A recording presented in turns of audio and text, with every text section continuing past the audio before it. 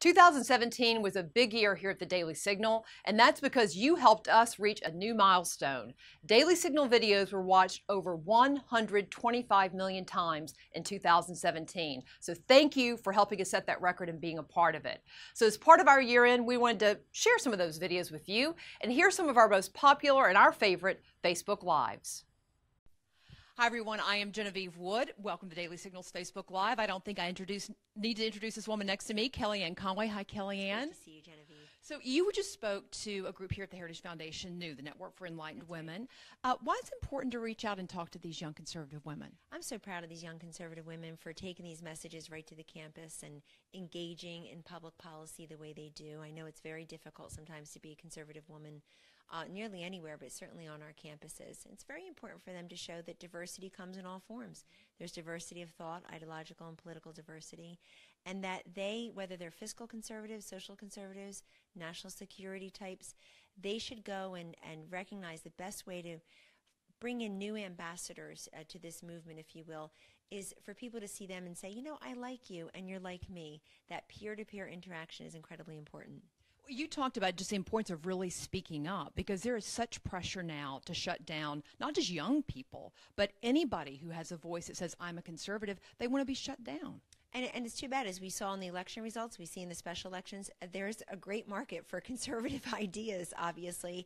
And if people can stay focused on that and not give in to what I call this culture of sameness, it's unbelievable how much people sound and talk and are the same these days, politically and ideologically, in a way where just a different viewpoint getting into the conversation proves what a thriving democracy and what individual thought and self-governance truly is, Genevieve. So I encourage these women, even when it's difficult. There are more of them than they realize. You know, about a year ago, I came up with the term the undercover Trump voter.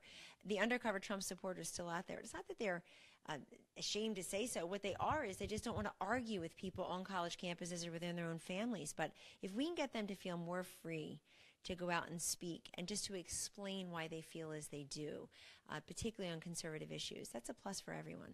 You talked about sameness. I don't want to ask you all the same questions that you get day after day by the same old in the media. So we want to ask different things. What are you not being asked? What is the administration not being asked to talk about that they should be being asked about? That is the key question. I even said on a network this morning that you're not covering all the great things that are happening that impact people's lives. And so I think the media have a responsibility to be fair, but they also have a role to be complete. The media can be the connective tissue between this White House and administration, Genevieve, and the people. In other words, let's tell the veterans that under Donald Trump's leadership, they already have a brand new first-of-its-kind hotline right into the White House for anything they want to discuss or lodge as a grievance. They, as of today, will have the Veterans Accountability and Whistleblower Protection Act. They very recently got the medical records modernization so that our veterans are seen seamlessly as the same patient, the same individual at the Department of Defense and VA. Only the federal government would struggle for decades to do something as simple as just having technology speak to each other. We are tackling the opioid addiction, which is the scourge of our time. No state has been spared. No demographic group has been untouched. There's a White House commission. There is Secretary Price at HHS. The president has leaned all the way into this, and we're making great strides. The job creation, the regulatory rollback, the fact that just last week this president and his administration announced a $100 million program to support apprenticeships. And we're working with bipartisan governors all across this country and employers asking what counts as a skilled laborer who's employable in 2017, and that we're working with them so that we're dignifying all types of career choices, all types of jobs. You want to graduate high school and have a skills certificate along with your high school diploma to be a hairdresser, a plumber, a welder, or a carpenter? Terrific. That job will be waiting for you in most states. Hi everyone, I'm Melissa Quinn, senior news reporter with the Daily Signal. We're here outside the Heritage Foundation, where, as you can see behind me, scores and scores of protesters have descended upon the Heritage Foundation. It appears that they're here to protest President Donald Trump's budget. Congress is working on a funding bill this week. We want to find out a little bit more about why they decided to come to Heritage, what they're protesting. Let's go see what we can find out. Can I ask you a couple questions? You don't want to talk? Questions about why you're So what are you here at the Heritage Foundation protesting? Well, we want people to know that Donald Trump is not the one who wrote this budget. It's these people. Donald Trump is their puppet. Can you point? Why aren't you guys talking to the media? We have people for talk to the media. Okay. Can I ask you a couple questions? But I can help you find somebody. Okay. So can you point me to which people here? Yeah, if you wait right here, because that's your camera. Sure. Okay. Thank you. Thank you. All right. Well, so far some of the protesters that we've tried to approach today don't want to speak to the media. It seems like they're not authorized to. We have a representative of the group who is going out to hopefully find us some people who are here protesting against the Heritage Foundation and President Donald Trump's budget. Bring them over here to us. So we'll see if we can really find out a little bit more about what brought all of these people outside of Heritage, why they're opposed to President Trump's budget, what specifically they are opposed to, and we hope to get some more answers for you. If you want to just take a look at what else is going on behind me here, you can see we have lots of signs protesting immigration. There were chants of build water, not walls earlier. They seem to be... We have some signs here, build a budget for healthy communities, seemingly opposed to efforts to repeal the Affordable Care Act. We have the gentleman behind the camera here who is holding a puppet of President Donald Trump in a suit. He has a wolf mask on, if you all can see that. He over there, he's against us. I'm sorry, can you say that again? That man over there, he's against us. He's what? That guy over there, He's he's against us. against you? Can he talk to us? So he's not with you guys? He's not with us, he's just against us. Oh, okay. He's just getting here like that. He can talk bad stuff about us and bad stuff about us. He's here for talk bad stuff about our people. He don't believe in Medicare. He don't believe in housing. He's with Trump. He don't believe that we are people. Okay. All right. If you need to talk to somebody, we'll get you somebody to talk to. Yeah, that would be really great. Yeah, Thank sure. you. Let me just make a call. The Daily Signal? What is the Daily Signal? We actually work here at Heritage. We just then want to... no, we can't talk to anybody. Can you tell me why you're protesting here at Heritage, but you won't talk to us reporters? You can't say anything at all? Well, we told them that we were with the Daily Signal. Obviously, we are affiliated with the Heritage Foundation, and they were unwilling to make anybody available to talk to us a little bit more about what they're protesting. We really want to find out what aspects of President Trump's budget they're opposed to. It doesn't seem like, unfortunately, we're going to get those answers today. We'll try to see if we can continue to bring you guys some more answers, find anybody that we can speak with, but right now they're not willing to make anybody available to us because we are with the Daily Signal. If you guys want to keep taking a look at what's going on behind us, we have some more chants going on.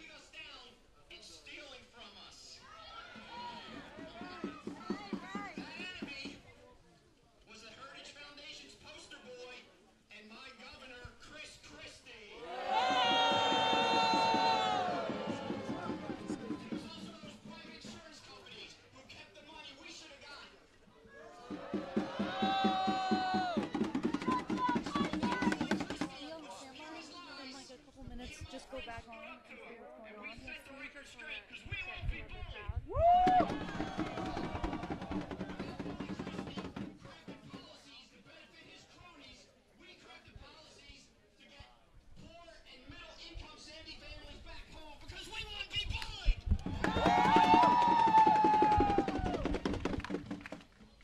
So by organizing and sticking together, we won battles, and we're going to win more battles. And we are doing the same thing now to that puppet Trump. It already was. Exactly. The Heritage Foundation and their blueprint for balance is a blueprint for disaster for New Jersey and for any state that wants to deal with climate change.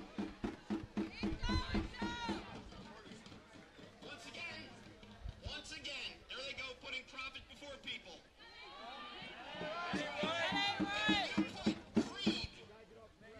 Over the well-being of my kids, my friends, my family, and all my family that is here today, we have a problem.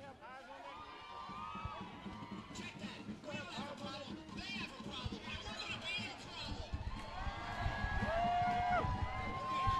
Here comes some sad facts. Their budget, they want to cut $190 million for FEMA, money that allows us to accurately map flood risk. Right.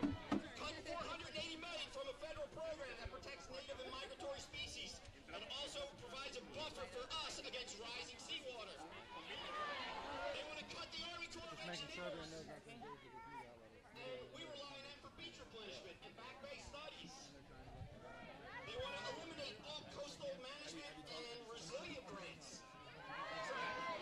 of the seat, they say.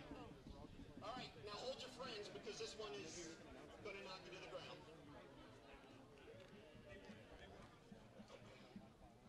The biggest slap in the face to us Sandy survivors is they want to put a surcharge on our flood insurance policies to pay for that stinking wall.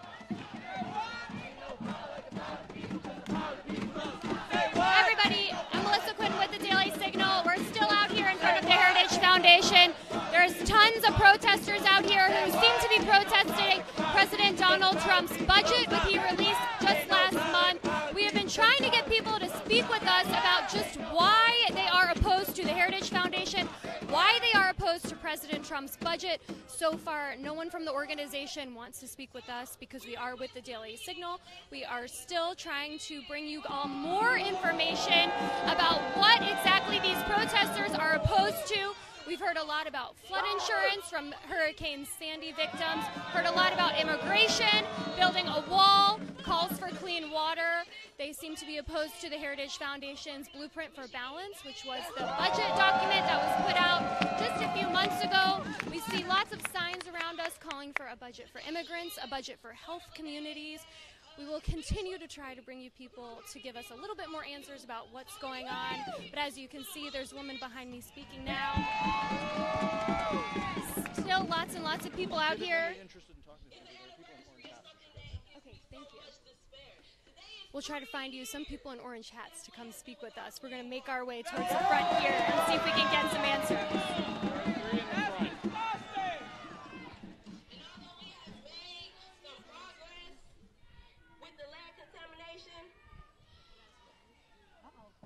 Bacterial levels are at an all-time high. 3 years. Imagine washing your hair, something so simple, something that might take 10 minutes.